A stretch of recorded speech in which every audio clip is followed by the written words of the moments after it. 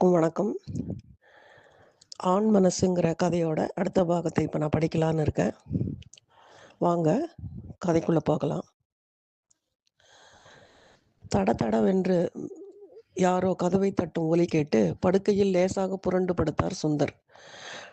டமடம என்ற சத்தம் கொஞ்சம் கொஞ்சமாக அதிகரிக்க சற்று எரிச்சலுடன் தூக்கமின்மையால் சிவந்த கண்களுடன் சென்று கதவை திறந்தார் சுந்தர்.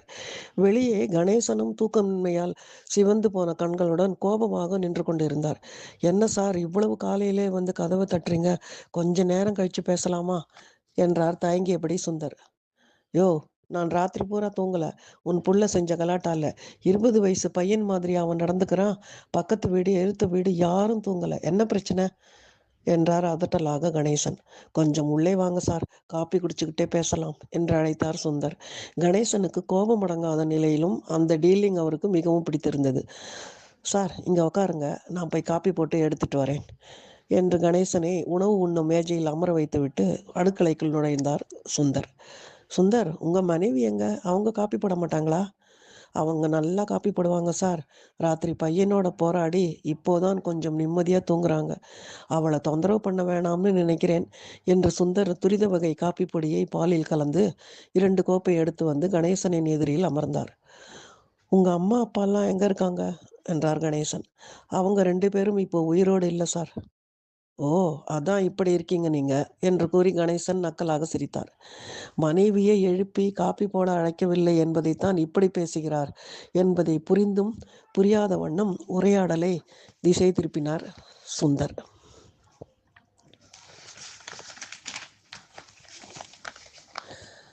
சார், என் பையன் விஜய்க்கு 20 வயது. ஆனால் மன வளர்ச்சியை பொறுத்த வரையில் அவனுக்கு எப்போதுமே 5 வயசுக்குள்ளே தான் இருக்குது. சாதாரண குழந்தைங்களை வளர்க்குறதே கஷ்டம்னா ஒரு மாற்றுத்திறனாளியை வளர்க்குறது ரொம்ப கஷ்டம். நாங்கள் இந்த வீட்டுக்கு குடி வந்து 1 வாரம் கூட ஆகாத நிலையில் அவனுக்கு அட்ஜஸ்ட் ஆக கொஞ்சம் நேரம் எடுக்கும். நீங்கள் கொஞ்சம் பொறுத்துக்கணும் சார். நானே போய் மற்ற பக்கத்து வீட்டுக்காரங்க கிட்டேயும் சொல்லிடுறேன், ப்ளீஸ் சார் என்றார் கெஞ்சலாக. சுந்தர், சுவரெல்லாம் கூட அதுக்குள்ளார இருக்க ஆரம்பிச்சிட்டான் உங்கள் பையன். நான் பார்த்து பார்த்து கட்டின வீடு இது. என் போராத காலம் இந்த வீட்டை வாடகைக்கு விட்டுட்டு நான் மாடி ரூமில் குடியிருக்கேன். பார்த்து இருந்துக்கோங்க சுந்தர் என்று வீட்டை சுற்றி பார்த்தபடி பதிலளித்தார் கணேசன். சார், கவலைப்படாதீங்க. நாங்கள் காலி பண்ணுற நேரத்தில் எல்லாமே சரி செஞ்சுட்டு போயிடுறோம். இவனை வச்சுக்கிட்டு வீடு கிடைக்கிறதே கஷ்டம் சார். உங்கள் வீடு அவன் ஸ்கூல் பக்கத்திலேயே வேற இருக்குது. அதான் கொஞ்சம் வாடகை அதிகமாக இருந்தாலும் உடனே குடி வந்துட்டோம். ஆமாம், எதுக்கு சுந்தர் ஸ்கூலில் போட்டிருக்கீங்க அவனை? சார், அது ஒரு ஸ்பெஷல் ஸ்கூல். அவனை மாதிரி பசங்களுக்கு அங்கே தெரபி எல்லாம் கொடுப்பாங்க. அப்புறம் வாழ்வதற்கான திறன்கள் எல்லாம் சொல்லி கொடுப்பாங்க. ஓ, ஆமாம், உங்கள் மனைவி சுதா வேலைக்கு போகிறாங்கல்ல? இப்போது சுந்தருக்கு எரிச்சல் அதிகமானது. கணேசனின் அதிகப்படியான கேள்விகள், இங்கிதமில்லாத கேள்விகள் அலுப்பூட்டியது. சார், உங்கள் கேள்விக்கெல்லாம் நான் சாவதானமாக பதில் சொல்கிறேன். இப்போ நான் கொஞ்சம் நேரத்தில் ஆஃபீஸ் கிளம்பணும், ப்ளீஸ் என்று சுந்தர் நாற்காலியிலிருந்து எழுந்து நிற்க தான் கிளம்ப வேண்டும் என்பதை உணர்ந்து கொண்டு புறப்பட்டார் கணேசன். சித்ராவும் கணேசனும் பிரிந்து இப்போது 3 மாதங்கள் ஆகியிருந்தன. முதலில் அதிர்ச்சியில் தொடங்கி அழுகை, கோபம், வெறுப்பு, சுய பச்சாதாபம் என்று அனைத்து நிலைகளையும் தாண்டி இப்போது சற்று அமைதி அடைந்துள்ளார் கணேசன். அந்த பெரிய வீட்டில் அவரால் தனியாக இருக்க முடியவில்லை. அதே சமயத்தில் பணியிடத்தில் அவருக்கு விருப்ப ஓய்வு கிடைக்க பொழுது போகாமல் திண்டாடினார். கையில் பணப்புழக்கமும் குறைந்திருந்தது. இந்த காரணங்களால் கீழ் போர்ஷனை வாடகைக்கு விட்டு பரத் வசித்த மாடி அறைக்கு குடிபெயர்ந்தார். அவர் அந்த சுற்றுப்புறத்திற்கு சற்று அதிக வாடகை நிர்ணயம் செய்ததால் 1 மாதத்திற்கு மேல் யாரும் குடிவராத நிலையில் சுந்தருக்கு வீட்டை வாடகைக்கு விட்டார். சுந்தர் மற்றும் சுதா தம்பதியினரின் ஒரே மகன் விஜய். மனநலம் குன்றியவன். அவனை அன்புடன் இருவரும் வளர்த்து வந்தனர். இந்த புது குடும்பத்தின் வருகை கணேசனுக்கு முதலில் சற்று உதைத்தாலும் தனிமையில் வாடிய அவருக்கு விஜயின் கலாட்டாக்கள் எதிர்பாராத உற்சாகத்தை அளித்தது. அந்த சத்தம் அவருக்கு மகிழ்ச்சியை அளித்தது என்பதை அவர் உணரவே அவருக்கு சில மாதங்கள் பிடித்தன. ஒரு நாள் மாலை விஜயுடன் மொட்டை மாடிக்கு துணியை எடுக்க வந்திருந்தார் சுந்தர். விஜய் கணேசன் அறைக்கு சென்று அவரோடு பேச துவங்கினான். சற்று ஸ்பஷ்டமாக விஜய் பேசாவிட்டாலும் அவனின் பேச்சை புரிந்து கொள்ளும் திறனை இப்போது கணேசன் பெற்றிருந்தார். அவனுக்காக சில விளையாட்டு சாமான்களை கூட வாங்கி வைத்திருந்தார்.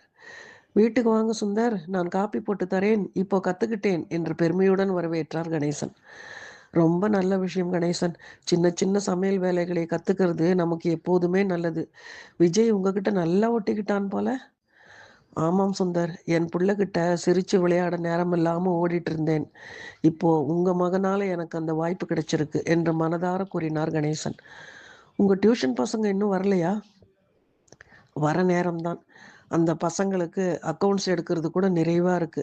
இப்போ உங்க அறிவுரையின் பேரில் வீட்டை சுத்தம் செய்ய, வெளியில் சுத்தம் செய்து வாசல் தெளிக்க, கோலம் போட வள்ளியை ஏற்பாடு பண்ணிட்டேன். இங்க பாருங்க, போன வாரம் வள்ளி அவங்க சொந்த ஊருக்கு போயிருந்தாங்க. எனக்கு அவங்க தோட்டத்துல விழுந்ததுன்னு இன்னைக்கு எலுமிச்சம்பழம் எடுத்துட்டு வந்தாங்க. முதல் முறையா எனக்கு இந்த மாதிரி ஒருத்தர் ஆசையா ஒரு விஷயம் செஞ்சிருக்காங்க சுந்தர். ரொம்ப சந்தோஷமா இருக்கு என்று கூறிய கணேசனின் சமீப கால மாற்றங்கள் சுந்தருக்கு வியப்பாக இருந்தது. தன்னை தாண்டி எதையுமே சிந்திக்காத ஒரு சுயநலவாதியாக அவருக்கு அறிமுகமான கணேசனின் மாற்றங்கள் அவருக்கு ஆச்சரியமாக இருந்தது. மன வளர்ச்சி குன்றிய ஒரு சிறுவனை வைத்துக்கொண்டு சுதா எதற்கு வேலைக்கு செல்கிறாள் என்பதில் ஆரம்பித்து அவர்களின் குழந்தை வளர்ப்பில் ஏகப்பட்ட குறைகளை கண்டுபிடித்து அறிவுரை கொடுத்த கணேசன் இன்று தினமும் விஜயோடு அரை மணி நேரம் விளையாடுகிறார் என்பதே அவருக்கு மிகவும் வியப்பாக இருந்தது. கணேசன், உங்களுக்கு வேலை ஏதாவது கிடைச்சதா? நீங்க இன்னும் தேடிட்டு தானே இருக்கீங்க? கணக்கு எழுதுற வேலை ஒன்று ஒன்று ரெண்டு கிடச்சிது. ஆனால் சம்பளம் ரொம்ப கம்மி. நல்ல சம்பளத்தில் வேலை பொறுப்பில் இருந்துட்டு எனக்கு இந்த வேலைகள் செய்ய மனசு ஒத்துக்க மாட்டேங்குது சுந்தர். நான் வேலைக்கா போகணும்னு கட்டாயம் எதுவும் இல்லை. ஆனால் பொழுதே போக மாட்டேங்குதே என்று அழுத்து கொண்டார் கணேசன். விஜய் ஸ்கூல்ல மேனேஜர் வேலை இருக்கு. ஆனா சம்பளம் ரொம்ப அவங்களால கொடுக்க முடியாது. உங்களுக்கு சம்மதம்னா சொல்லுங்க. அவங்க சேர்மன் என் ஃப்ரெண்டு தான். பேசி பார்க்கிறேன் என்றார் சுந்தர். சற்று நேரம் யோசித்த கணேசன் பள்ளியில் சேர ஒத்துக்கொண்டார். சுந்தர், 6 மாசத்துக்கு முன்னால என்னை யாராச்சும் இப்படி ஒரு வேலையில சேர சொன்னா எனக்கு ரொம்ப கோபம் வந்திருக்கும். ஆனா இப்போ கோபம் வரல. இந்த அனுபவம் எப்படி இருக்கும்னு பார்க்கலாம்.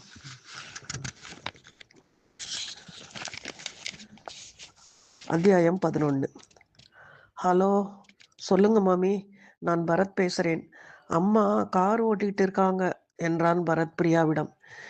நீயும் உங்க அம்மாவும் பண்ற அலப்பறை தாங்க முடியல. சரி, கார் எப்போ வாங்க போறீங்க? அதுக்கு இன்னும் கொஞ்ச நாள் ஆகும். நாங்க முதல்ல லைசன்ஸ் எடுத்துடுறோம். அப்புறம் கார் தான். நீங்க அடுத்த முறை சென்னை வரும்போது அம்மாவே புது கார்ல உங்களை கூட்டிட்டு போவாங்க. என்ன விஷயம் சொல்லுங்க. பசங்களுக்கு டிசம்பர் லீவு வரப்போகுது. பாட்டி, தாத்தா, நாங்க எல்லோரும் சென்னை வரலாம்னு பார்க்குறோம். நீ என்ன சொல்ற? தாராளமா வாங்க மாமி. எங்களுக்கு ரொம்ப சந்தோஷம். உங்களுக்கு சென்னையை சுத்தி காட்டுறது என் பொறுப்பு என்று கூறி அவர்களை வரவேற்றான் பரத். அம்மா, மாமி கால் பண்ணாங்க. எல்லோரும் லீவுக்கு நம்ம வீட்டுக்கு வராங்களாம் என்று சித்ராவிடம் உற்சாகமாக கூறினான் பரத். மேடம், ரோட்டை பார்த்து காரை ஓட்டுங்க என்று அதட்டினார் ஓட்டுநர். கார் ஓட்டிக்கொண்டிருந்த சித்ராவை பார்த்து. பரத்தும் சித்ராவும் ஓர் ஓட்டுநர் பள்ளியில் இணைந்து இப்போது கார் ஓட்ட பயின்று கொண்டிருந்தனர். கணேசனுடன் இருசக்கர வாகனத்தில் பயணிக்க வேண்டும் என்று ஆசைப்பட்ட சித்ராவை அவளையே வாகனம் ஓட்ட கற்றுக்கொண்டு சுதந்திரமாக பயணிக்க கற்றுக் கொடுத்தான் பரத். சித்ராவிற்கு அவளுடைய அந்த புதிய அவதாரம் பிடித்திருந்தது. அம்மா, அப் அம்மா, அப்பா, நீங்க சென்னைக்கு வந்து எத்தனை வருஷம் ஆச்சு என்று அவர்களின் பெட்டிகளை வாங்கி கொண்டு ஆசையாக வீட்டிற்கு அழைத்து வந்தாள் சித்ரா. ராம் ஏன் வரல? அவருக்கு புனே யூனிவர்சிட்டியில ஏதோ செமினாராம். அவர் அங்க நாளைக்கு கிளம்புறாரு. அதான் பரத்தும் நீங்களும் இருக்கீங்கன்னு ஒரு தைரியத்துல கிளம்பி வந்துட்டேன் என்றாள் சிரித்தபடி பிரியா. அதுக்கு என்ன பிரியா, உங்களை வெளியில கூட்டிட்டு போறது எங்க பொறுப்பு. பரத் பைக்கு கூட வாங்கிட்டான். பசங்களை அவன் பார்த்துப்பான். இங்கே பெரிய ப்ளே ஏரியா இருக்குது. பசங்க தினமும் விளையாடலாம். சனி ஞாயிறில் நம்ம பீச், மால், மியூசியம், வண்டலூர் ஜூன்னு எல்லா இடத்துக்கும் போயிட்டு வரலாம் என்றாள் சித்ரா. ஊர் சுற்றுறது கிடக்கட்டும். என்னடி சித்ரா இது? நாங்கள் வேணும்னு மாப்பிள்ளைகிட்ட பேசுகிறோம். நீங்கள் 2 பேரும் இப்படி தனியாக இருக்கிறது எனக்கு சரியா படலை என்று கண்ணை கசக்க துவங்கினாள் அம்மா. சித்ரா அம்மா மற்றும் பிரியாவின் முகத்தை பார்த்து அவர்கள் சென்னைக்கு வந்திருப்பதன் நோக்கத்தை புரிந்து கொண்டாள். அம்மா, இப்போதான் நாங்கள் தெளிவாக சிந்திக்கிறோம். இந்த பிரிவு எங்களுக்கு ரொம்ப நிம்மதியாக இருக்குது. அடுத்த 10 வருஷத்துல என் வாழ்க்கை எப்படி மாறும்? பரத் கல்யாணம் ஆனா என் நிலைமை என்னன்னு எல்லாம் நான் யோசிக்க விரும்பல. ஆனா ஒத்து வராத கல்யாண பந்தத்துல ஏதோ ஒரு நிர்பந்தத்திற்காக பிடிக்குதோ பிடிக்கலையோ இருக்கணும்னு அவசியம் இல்ல. எனக்கு கொஞ்சம் தனிமை இடைவெளி வேணும் என்றாள் சித்ரா. என்ன நிம்மதி, தெளிவு, தனிமை, இடைவெளின்னு நடைமுறைக்கு ஒத்து வராத விஷயம் எல்லாம் பேசிட்டு இருக்க? புருஷன்னா அப்படி இப்படின்னு தான் இருப்பான். அதுவும் உன் புருஷன்கிட்ட என்ன பிரச்சனை? பைசா சேர்த்து வச்சிருக்கான், காசு செலவு பண்ண மாட்டேங்கிறான், வண்டி ஓட்ட தெரியல, சமைக்க சொல்றான். இதெல்லாம் ஒரு காரணமா? பைத்தியம் பைத்தியம். இந்த வயசுல இப்போ உனக்கு புத்தி இப்படி போறதே என்று சரமாரியாக தாக்க ஆரம்பித்தாள் அம்மா. ஆயாசமாக அம்மா சொல்வதை தொடர்ந்து கேட்ட சித்ரா ஒரு கட்டத்தில் பொறுக்க முடியாமல், அம்மா, காரணங்கள் எல்லாம் உனக்கு சொன்னா புரியாது. உனக்கு அதெல்லாம் ஒரு பொருட்டாவே தெரியாது. சுயமரியாதைன்னு ஒண்ணு திருமணமான பெண்களுக்கு இருக்கக்கூடாதுன்னு தலை இருக்கக்கூடாதுங்கிற தலைமுறையை சேர்ந்தவ நீ. அதனால நம்ம பேசுறதுக்கு இங்க ஒண்ணும் இல்ல. சுயமரியாதை எனக்கு இல்லையா? குடும்பத்துக்காக அனுசரிச்சு போறது தப்பா? எப்போ இந்த மாதிரி எல்லாம் பெண்ணிய கும்பல் மாதிரி யோசிக்க ஆரம்பிச்ச? சரி, குடும்பத்துல எதுக்கு அனுசரிச்சு இருக்கணும்னு சொல்லு. நம்ம பெத்தவங்க மரியாதையை காப்பாத்த, நம்ம பெத்த குழந்தைங்களுக்காக இந்த சமுதாயத்துல திருமணம் என்ற அமைப்பும் ஒரு ஆணின் துணையும் கொடுக்கும் பாதுகாப்பை இவ்வளவு சுலபமா எப்படி உன்னால விட்டெறிஞ்சிட்டு வர முடியுது? எனக்கே வயசு 50 ஆக போகுது. இந்த நிலையில எனக்கு என் பெத்தவங்க மரியாதையை காப்பாத்தணும்னு அவசியம் இல்ல. என் மகன் இப்ப வளர்ந்துட்டான். இந்த அப்பாவோட இனிமேல் நம்ம வாழ வேண்டாம்னு முதல்ல முடிவெடுத்தது அவன்தான். எனக்கு என் பிள்ளையோட இருக்கிற உறவு தான் முக்கியம். அவனோட இருப்பது தான் எனக்கு சந்தோஷம். இந்த சமுதாயத்த பத்தி, உறவுக்காரங்கள பத்தி எனக்கு எந்த கவலையும் இல்ல. நான் நல்லா இல்லாத போது இந்த சமுதாயம் கவலைப்பட்டுச்சா? நான் நல்லா இருந்ததுக்காக சந்தோஷப்பட்டுச்சா? இப்போ நான் என் புருஷனை விட்டுட்டு வந்தேன்னு அவங்க புரளி பேசுறத பத்தி நான் எது கவலைப்படணும்? என்று சீறினாள் சித்ரா. ஒரு சின்ன பையனோட பேச்ச கேட்டு இப்படி ஒரு முடிவு எடுத்திருக்கா பிரியா? என் பெண்ணா இவ? எப்படி பேசுறா பாரு என்று அம்மா ஆற்றாமையால் கூறினாள். இப்போ பரத் இருக்கிற வயசுல எனக்கு கல்யாணம் முடிஞ்சு அவன் பொறந்துட்டான். சின்ன பையனாம் பரத். உன் வாதமே எனக்கு புரியல. பெண்களுக்கு கல்யாணம் முடிஞ்ச உடனே பொறுப்புகள் வரணும்னு எதிர்பார்க்கிற நீ, அதே வயசு பரத்த எப்படி சின்ன பையன்னு சொல்லப் போச்சு? இப்போதான் நான் ரொம்ப வருஷம் கழிச்சு நிம்மதியா மூச்சு விடுற மாரி இருக்கு. என்ன திரும்பவும் அந்த சிறைச்சாலைக்குள் தள்ள பார்க்காதே. என் சுதந்திரத்துக்காக நீ தலையிடாத வரைக்கும் உனக்கு நல்லது. இல்லாட்டி நான் எப்படி நடந்துப்பேன்னு உனக்கு தெரியாது என்று கோபமாக கூறிவிட்டு தன் அறைக்குள் சென்றாள் சித்ரா. அவளின் கோபத்தை சற்று ஆசுவாசப்படுத்தி கட்டிலில் அமர்ந்தாள். எத்தனை ஆண்டுகள் ஆனாலும் அம்மா மாறுவது கஷ்டம்தான் என்று அவளுக்கு தோன்றியது. பிரியாவின் அலைபேசியில் ராம் அவளை அழைத்தான். சித்ரா அதனை எடுக்காமல் இருந்தாள். ராம் சித்ராவின் தம்பி. வீட்டில் கடைக்குட்டி. 3வதாக பிறந்த பிள்ளை என்பதால் அவனுக்கு வீட்டில் எப்போதும் அதிக செல்லம். அக்கா என்று அவன் மீது பெரிதாக அவன் அன்பு பாராட்டியது இல்லை. அவளும் அவனோடு அதிகம் பழகியதில்லை. அதற்கு முக்கிய காரணம் அவர்களின் வயது வித்தியாசம். அவளும் ருக்குவும் நெருக்கமாக இருந்த அளவிற்கு அவன் இரு சகோதரிகளிடமும் நெருங்கி பழகியதில்லை. அவனுடைய ஒரே ஈர்ப்பு பிரியாதான். ஒரு சமயம் அவளுக்கு ராம் பிரியா மீது வைத்திருந்த அன்பு மனசலனத்தை ஏற்படுத்தியது. அன்று ராம் விடாமல் அவள் தொலைபேசியை அழைக்கவும் ஒரு உந்துதலில் அதனை எடுத்தாள். திம்சு கட்ட என்று அவன் மறுமுனையில் கூற அவளுக்கு பொறாமை சற்று தலையெடுத்தது. அந்த எண்ணத்தை முளையிலேயே கிள்ளிவிட்டு அவள் பேசினாள். சித்ரா பேசுறேன்டா. பிரியா ஹாலில் இருக்கா, இரு கூப்பிடுறேன் என்று கூறி அவளிடம் அலைபேசியை கொடுத்தான். பிரியா அவளிடம் குழைந்து குழைந்து பேசுவதும் அவன் அவளுக்கு ஒரு நாளிற்கு 2 முறை அழைப்பதும் சித்ராவிற்கு அவள் இழந்த தருணங்களை நினைவூட்டின. பரத்தோடு அனைவரையும் சினிமாவுக்கு அனுப்பிவிட்டு பால்கனியில் அமர்ந்து வேடிக்கை பார்த்து கொண்டிருந்தாள் சித்ரா. பிரியா அவள் அருகில் வந்து அமர்ந்தாள். பிரியா, நீயும் சினிமாவுக்கு போக வேண்டியதுதானே என்ற யோசனையுடன் விசாரித்தாள் சித்ரா. உங்ககிட்ட பேசணும்னு தான் நான் போகலை. நீங்கள் காலையிலே ஆஃபீஸ்க்கு போயிடுறீங்க, சாயங்காலம் வரீங்க. ஆனால் ரொம்ப பிஸியாக இருக்கீங்க. அதான் உங்களை இப்போ பிடிச்சு பேசலாம்னு வீட்டிலையே இருக்கேன்.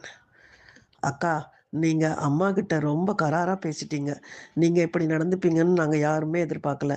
இந்த அளவுக்கு சுயம் சார்ந்த சிந்தனைகள் உங்களுக்கு இருக்குன்னு எங்களுக்கு தெரியாது. அம்மா கேட்குறதையே நானும் கேட்குறேன். அப்படி என்ன மாமா தப்பு பண்ணிட்டாருன்னு சொல்லுங்க. ஒவ்வொருத்தர் ஒவ்வொரு மாதிரி. ஆனா அவருக்கு உங்க 2 பேர் மேல இல்லாத அக்கறையா? பரத் பேச்ச கேட்டு நீங்க எடுத்த முடிவுல எங்க எல்லோருக்கும் உடன்பாடு இல்ல. பிரியாவை தீர்க்கமாக பார்த்த சித்ரா பதில் ஏதும் சொல்லாமல் அமைதியாக இருந்தாள். அக்கா உங்ககிட்ட தான் பேசுறேன். என்ன இப்படி அமைதியா உட்கார்ந்துட்டு இருக்கீங்க? என்று சற்று பொறுமை இழந்து கோபமாக கேட்டாள் பிரியா. பிரியா, ராமுக்கு உன்னோட பேசாம ஒரு நாள் கூட இருக்க முடியாது. உன்னை சார்ந்த எல்லா விஷயங்களையும் அக்கறையா கேட்டு தெரிஞ்சுக்கிறான். உனக்கு உன் மாமியார் மாமனாரோட ஒத்துழைப்பு இருக்கு. எனக்கு என் நிலைமையே காரணங்களோ புரியறது ரொம்ப கஷ்டம். நான் இழந்த தருணங்களை உன்னால திருப்பி கொண்டு வர முடியாது. அதனால இந்த விஷயத்தை பத்தி மேற்கொண்டு பேச வேண்டாம். நான் யாருக்கும் என் முடிவை நியாயப்படுத்த வேண்டிய அவசியமில்லை. உன்கிட்டயோ அப்பா கிட்டேயோ நாளைக்கு வந்து ஒரு வா சோறு போடுன்னு கேட்க மாட்டேன் என்றாள் சித்ரா நிதானமாக. ஆனால் தீர்மானமாக. இதற்கு மேலும் சித்ராவிடம் பேசுவதில் எந்த பிரயோஜனமும் இல்லை என்ற முடிவிற்கு பிரியா வந்தாள். அத்தியாயம் 12. இதோ பாருங்கம்மா, மாடி பாத்ரூம் அழுக்கா இருக்கு, சுத்தம் பண்ணிடுங்க. விடுதி அறைகளை இன்னைக்கு துடைக்கணும். பெட்ஷீட் துவைச்சு வெயில்ல காய போடுங்க. கொஞ்ச நேரத்துல வந்து செக் பண்ணுவேன். அரட்டை அடிக்காம வேலை செய்யுங்க என்று அந்த பள்ளியின் சுகாதார பணியாளரிடம் சொல்லிவிட்டு வழக்கமாக தனது வேலையை பார்க்க கிளம்பினார் கணேசன். அவர் வேலை செய்யும் பள்ளியில் மன வளர்ச்சி குன்றிய குழந்தைகள் மற்றும் பெரியவர்கள் வந்து தெரபி, தொழில் பயிற்சி பெற்று வந்தனர். அங்கு இருந்தவர்கள் பெரும்பாலானோர் 18 வயதிற்கு மேலானவர்கள். ஒரு சிலர் அங்கேயே வசித்து வந்தனர். ஒரு சிலர் சிறு சிறு கைவினைப் பொருட்கள், பிஸ்கட் போன்ற பேக்கரி பொருட்களை தயார் செய்தனர். 10 வயதிற்கு மேலான சில சிறுவர்களுக்கு அங்கே வகுப்புகளிலும் பாடங்கள் நடந்தன. அவர்கள் ஓப்பன் யூனிவர்சிட்டி முறையில் தேர்வுகளும் எழுதினார்கள். அங்கே நடக்கும் பல்வேறு வேலைகளை சரிவர கண்காணித்து கணக்கு வழக்கு பார்த்து பராமரிப்பது அவரது வேலை. இப்போது விஜயுடன் அவர் அதிகம் பழகுவதால் அவருக்கு இந்த வேலை பிடித்திருந்தது. அவர் அப்போது இருந்த மனநிலைக்கு மிகுந்த ஆறுதலை அளித்தது. என்னது விஜய், நான் ஊட்டி விட்டாதான் சாப்பிடுவேன்னு சொன்னானா என்ற ஆசையோடு விரைந்து சென்று அவனுக்கு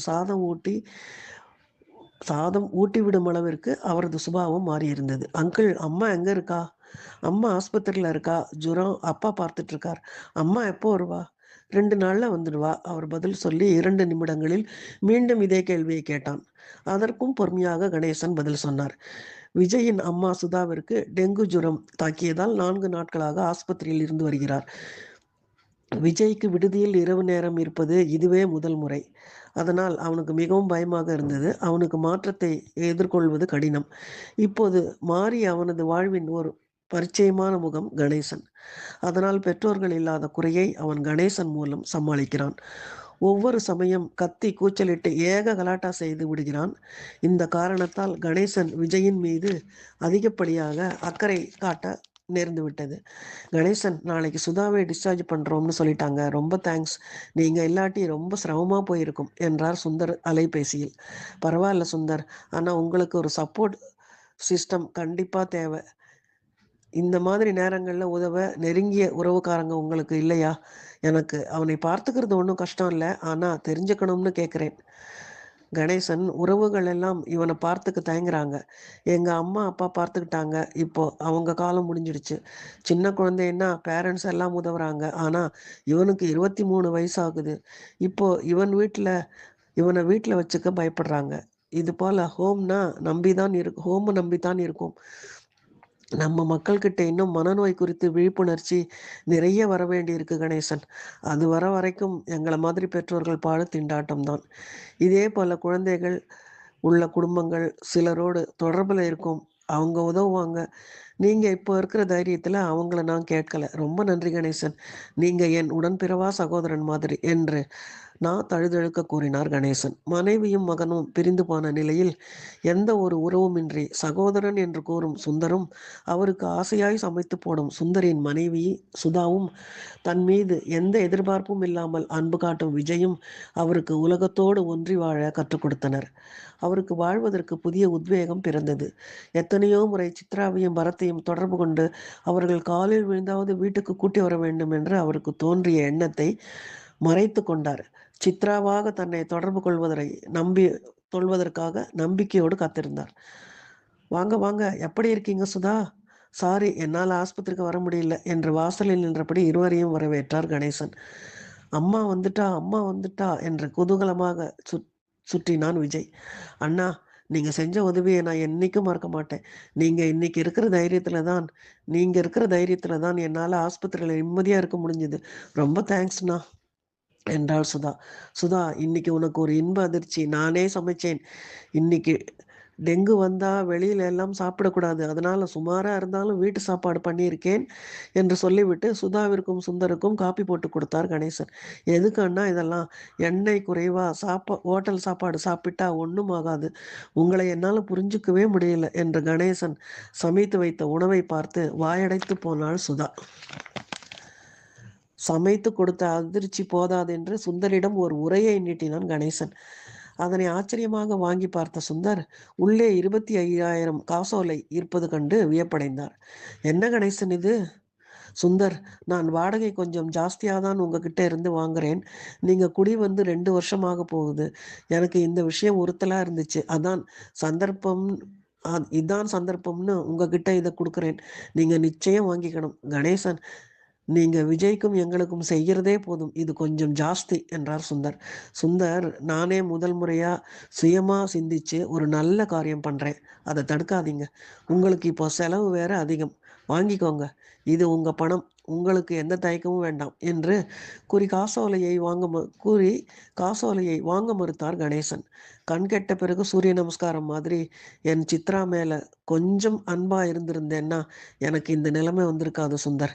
இப்போ நினைச்சு என்ன பிரயோஜனம்? எனக்கு கடவுள் அற்புதமான மகனை கொடுத்திருந்தார். அவனை சந்தோஷமா வச்சு இந்த பாவிக்கு வாழ தெரியல. இன்னைக்கு நான் தனிமரமா நிற்கிறேன். உங்க குடும்பம் காட்டுற அன்புதான் எனக்கு சந்தோஷத்தை தருது. என்னை அந்நியமா பார்க்காதீங்க சுந்தர் என்று கூறி சுந்தரை கட்டி அணைத்தார் கணேசன். ஆனால் அவர் கண்களில் ஏனோ இம்முறை கண்ணீர் பெருகவில்லை. இதனுடைய தொடர்ச்சியை நான் அடுத்த அத்தியாயத்தில் படிக்கிறேன். நன்றி.